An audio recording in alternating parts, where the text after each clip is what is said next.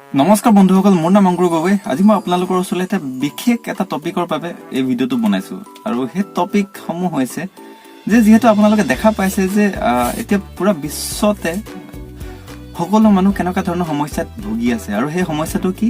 যে corona virus. আৰু corona ভাইৰাছৰ কাৰণে হৈ থকা লকডাউনসমূহ। এতিয়া কৰোনা ভাইৰাছটো এনেকুৱা এটা সমস্যা হৈ পৰিছে, গোটেই বিশ্বতে হাজাৰ হাজাৰ মানুহৰ মৃত্যু হৈছে। আৰু যোনসকল মৃত্যু হোৱা নাই তেওঁলোকৰ এই লকডাউনৰ কাৰণে সমস্যাৰ সৃষ্টি হৈ পৰিছে। এতিয়া কথা এইটো আহি পৰিছে যে বহুত লোকে এটা চিন্তিত হৈ পৰিছে যে তেওঁলোকৰ ইনকাম চ'ৰ্চটো আকৌ আগৰ দৰে থাকিব নে নাথাকে, বা ভৱিষ্যতলৈ তেওঁলোকৰ ইনকাম চ'ৰ্চটো সুৰক্ষিত হৈ আছে নে নাই। আৰু এই কথাটো তেওঁলোকৰ কাৰণে বেছি গুৰুত্বপূৰ্ণ হৈ পৰিছে যোনসকল আজি মধ্যবিত্ত পৰিয়ালত বাস কৰে। কাৰণ কিয়নো যোনসকল মধ্যবিত্ত ফেমিলি আছে তেওঁলোকে সদায় এটা উপাৰ্জন পথত নিজৰ জীৱনটো কটাই আছে।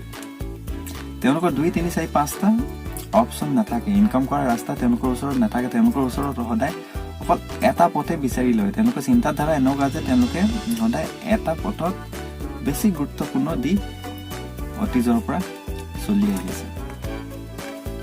এতিয়া কথা এইটো আহি পৰিছে যে সকলো জেগাতে এতিয়া কৰ্মবিলাক বন্ধ হৈ পৰিছে। বহুত মানুহৰ কৰ্ম জীৱন হেৰুৱাই দিবলগীয়া হৈছে। বহুত লোক কৰ্মত থাকিও আজি নথকা নিচিনা হৈ পৰিছে। আৰু আটাইতকৈ ডাঙৰ কথাটো এইটো হৈছে যোনসকল আজি ৰিটায়াৰমেণ্ট পাৰ্চন হয় তেওঁলোকৰ কাৰণেও আজি চিন্তা কৰিবলগীয়া কথা হৈ পৰিছে। আজি ভাবকচোন, তেওঁলোকে আজি 60 বছৰ কাম কৰিও যদি আজি নতুন এটা কাম যদি বিচাৰি ফুৰিছেহেঁতেন, ভাবক আপোনাৰ জীৱনটো কি হৈ আছে। আপুনি এটা সঠিক ৰাস্তাত আছে নে নাই নিজকে এবাৰ সোধক। আৰু যোনসকলে আজি কাম কৰি আছে আৰু তেওঁলোকৰ চিন্তাধাৰা যদি এনেকুৱা হৈ আছে, যদি 1 মাহ দৰমহা নাহে তেন্তে তেওঁলোকৰ পৰিয়ালটো কেনেকৈ চলিব। যদি চৰকাৰে 1 মাহ দৰমহা যদি ৰখাই দিয়ে আৰু সেই কথাটোক যদি মানুহে চিন্তাধাৰা কৰি আছে, তেন্তে ভাবক আপোনালোক সঠিক পথত আছে নে নাই। কাৰণ এইটো কৰোনা বুলি জীৱনত বহুত কিবা কিবি সমস্যা আহিব পাৰে, য'ত যেতিয়া আমি এটা উপাৰ্জন পথত নিৰ্ভৰ কৰি থাকোঁ। আৰু এইটো 21 শতিকাৰ যুগ হয়। এইটো তীব্ৰ গতিত আগবাঢ়ি গৈ আছে। আজিৰ পৰা যদি 1900 বা 1600 চনৰ কথা যদি কওঁ, সেইটো টাইমত ডেভেলপমেণ্ট ইমান হোৱা নাছিলে। আৰু আজিৰ ডেটত ডেভেলপমেণ্টটো যদি কথা কওঁ, তীব্ৰ গতিত আগবাঢ়ি গৈ আছে। আৰু তেতিয়া আৰু এতিয়াৰ মাজত আকাশ পাতালৰ নিচিনা পাৰ্থক্য হৈ আহিছে। কাৰণ এই পাৰ্থক্যটো টোটেলি টেকনলজিয়ে চেঞ্জ কৰি গৈ আছে।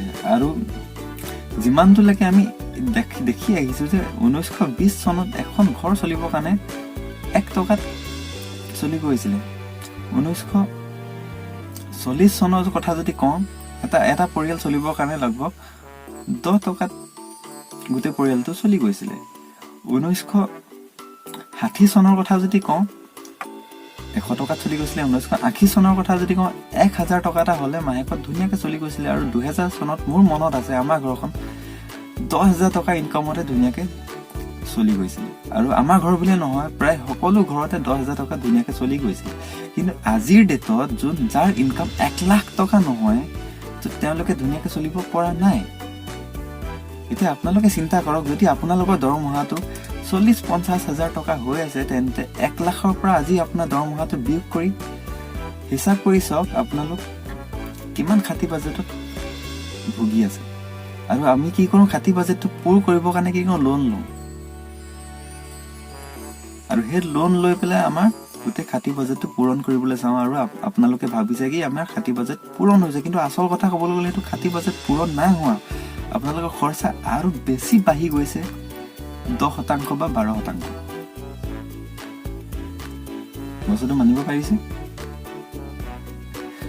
সেইকাৰণে 21 শতিকাত যদি আছে, ইনকাম কৰাৰ ৰাস্তাও 21 শতিকা মতে আপোনালোক চলিব লাগিব। তেতিয়াহে আপোনালোকৰ নিজৰ জীৱনটো সঠিকভাৱে নিব পাৰিব বা নিজৰ জীৱনটো ভালদৰে চলিব পাৰিব। নহ'লে বিভিন্ন ধৰণৰ সমস্যাত ভুগিবলগীয়া হ'ব পাৰে। এতিয়া আপোনালোকে দেখি আহিছে, মই অকণমান আগত ক'লো যোনসকল ৰিটায়াৰ্ড মানুহ তেওঁলোকেও নতুন নতুন কাম বিচাৰি ফুৰিছে। ভাবক না 60 বছৰ কাম কৰাৰ পিছতো যদি কাম কৰিবলগীয়া অৱস্থাত আহিছে তেন্তে কি হৈ আছে মানুহৰ লগত কেতিয়াবা এইটো কথা ভাবিছে যে 60 বছৰ কাম কৰিও এনে অৱস্থা কিছুমান মানুহতো এনেকুৱাও আছে 60 বছৰ জীয়াই থাকিব নোৱাৰে তেতিয়া আপোনালোকৰ পৰিয়ালটো কি হ'ব ভাবি পাইছে সঁচাকে ভয় লগা কথা এইটো ভাবিব লাগিব সেইকাৰণে মই বাৰে বাৰে কৈ আছো 21 শতিকাৰ ইনকাম সোৰ্স আপোনালোকে বিচাৰি উলিয়াব লাগিব আপোনালোকে যদি কিবা সমস্যাত ভুগি আছে তেন্তে লোনে সমাধান হল বুলি ভাবিব নালাগিব আপোনালোকে ইনকাম কৰাৰ ৰাস্তা বঢ়াই দিব লাগিব তেতিয়াহে আপোনালোকৰ সমস্যা সমাধান হ'ব এটা 21 শতিকাত কৰিব পৰা ইনকাম সমূহ কি আছে ইউটিউব আছে ইনষ্টাগ্ৰাম আছে এফিলিয়েট মাৰ্কেটিং আছে ট্ৰেডিং আছে শেয়াৰ ট্ৰেডিং আছে ড্ৰপ শিপিং আছে ডিজিটেল মাৰ্কেটিং আছে আৰু বহুত কিবা কিবি আছে আৰু ইয়াৰ লগে লগে আৰু এটা ইণ্ডাষ্ট্ৰি আছে যাক কোৱা হয় নেটৱৰ্ক মাৰ্কেটিং এতিয়া ইউটিউব হওক এফিলিয়েট মাৰ্কেটিং হওক শেয়াৰ ট্ৰেডিং হওক এইখিনি হয়তো সকলো মানুহে কৰিব নোৱাৰে তাৰ কাৰণে কিছুমান বিশেষ স্কিলছ দৰকাৰ যদি সেই স্কিলছসমূহ আপোনালোকে শিকি ল'ব পাৰে দেন ইয়াতো আপোনালোকে গুৰুত্ব দিয়াটো উচিত মোৰ মতে কিন্তু নেটৱৰ্ক মাৰ্কেটিং এনেকুৱা এটা ইণ্ডাষ্ট্ৰি হয় ইয়াত সকলো মানুহে কৰিব পাৰে হয়তো ইয়াত স্কিলছ দৰকাৰ হয় কিন্তু ইয়াত শিকোৱা যায় তো সেইকাৰণে আজি নেটৱৰ্ক মাৰ্কেটিঙৰ বিষয়ে পঢ়িবলৈ আৰম্ভ কৰি দিয়ক আৰু ভাল এটা কোম্পানী বিচাৰি আপোনালোকে কৰিবলৈ আৰম্ভ কৰি দিয়ক 2-3-4 মাহত আপোনালোকৰ এটা নতুন ইনকাম পথ আৰম্ভ হৈ যাব আৰু যদি আপোনালোকে ভালকে কৰে 2-3 বছৰৰ ভিতৰত আপোনালোকে নিজৰ জীৱনটো ভাল হৈ পৰিব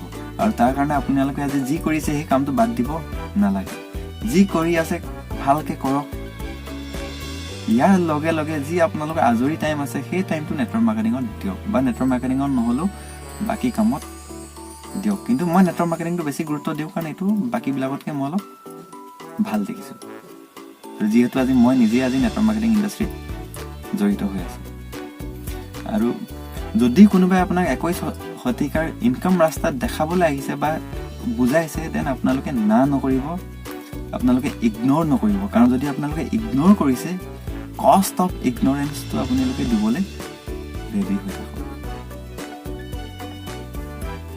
এতিয়া কৰোনা কাৰণে আমি দেখা পাইছো প্ৰায় 40 কোটি মধ্যবিত্ত শ্ৰেণী দুখীয়া শ্ৰেণীলৈ গুচি গৈছে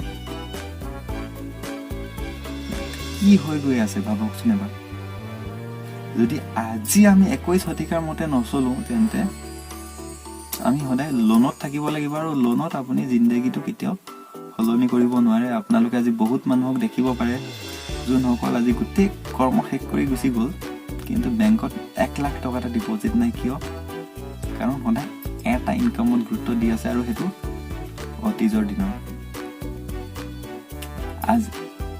আজিৰ ডেটত যদি ভালকে চলিবলৈ হয় তেন্তে আপুনি ইনকাম কৰাৰ ৰাস্তাত বঢ়াব লাগিব লোন বঢ়ালে জীৱনত সফল হ'ব নোৱাৰে